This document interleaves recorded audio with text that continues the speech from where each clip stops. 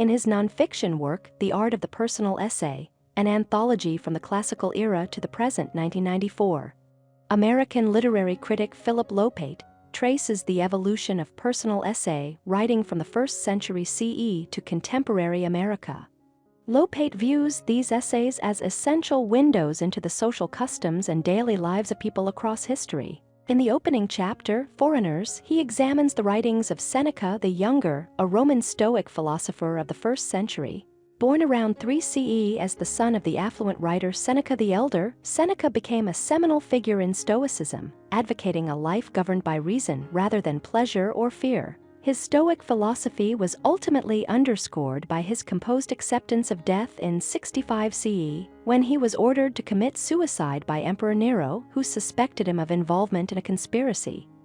Among Seneca's most famous works is De Brevitate Vitae, On the Shortness of Life, in which he argues that life seems brief only to those who squander it. People cling to life not because it is short, but because they have failed to live fully. He critiques leisure and luxury as fleeting distractions, asserting that life is best lived with purpose and in accordance with nature. Lopate also highlights of anger, in which Seneca treats emotions as conscious choices, suggesting that anger is a deliberate rejection of calm reason. Beyond Seneca, Lopate notes essays by lesser-known or anonymous authors of the era, depicting everyday Roman experiences such as visits to bathhouses or funerals for young children, which lend a humanizing depth often absent in classical texts. In Fountainhead, Lopate turns to the 16th century French philosopher Michel de Montaigne. Though more celebrated as a statesman in his lifetime, Montaigne's writings legitimized and popularized the personal essay. His 1580 collection, Essays, spans topics both political and personal. In one essay, he condemns European colonization in the Americas, highlighting its devastating effects on indigenous peoples. A recurring theme is skepticism toward pure reason. Montaigne maintains that absolute truth is attainable only through divine revelation.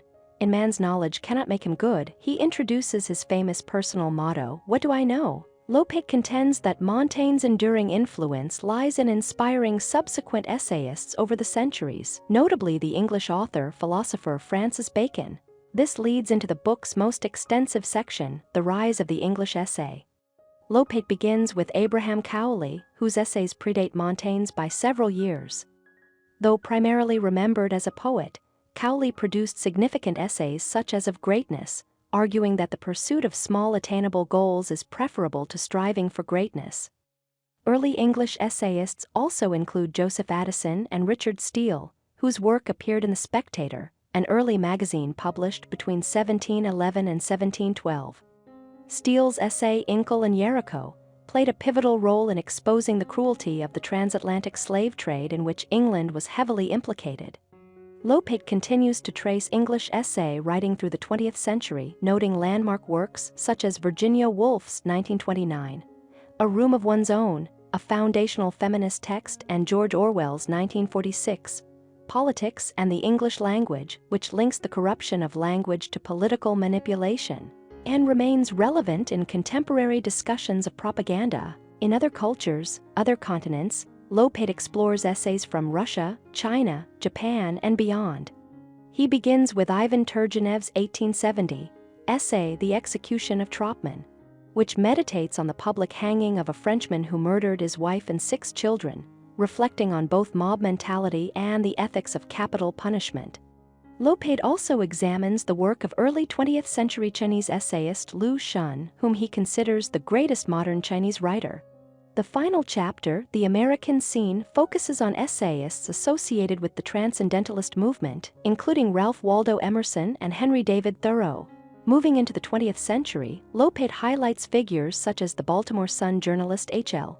Mencken, the activist and essayist James Baldwin, whose reflections on race, class, and sexuality are collected in Notes of a Native Son, and public intellectual Gore Vidal, whose essays in The Nation passionately critique American militarism throughout the latter half of the century. The Art of the Personal Essay serves as a thorough and invaluable survey of notable essayists spanning 2 millennia, illuminating both their literary craft and the worlds they inhabited. Thank you for watching. If you enjoy this video, leave a like and subscribe.